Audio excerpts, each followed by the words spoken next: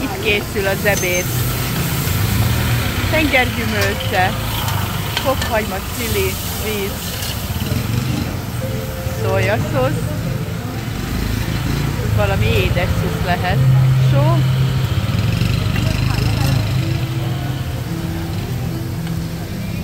nem tudjuk, hogy még valami, és már is kész van az alap.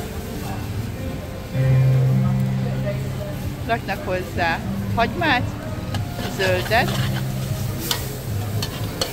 Ó, már egész jól néz ki. Milyen illata van. Nagyon finom ebéd lesz.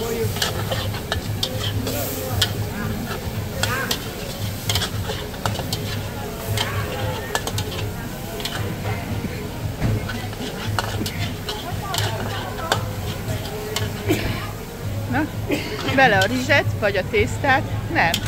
Rárakják a tetejére, és kész. Ennyi. Sült tojást rá. És kész a finom ebéd.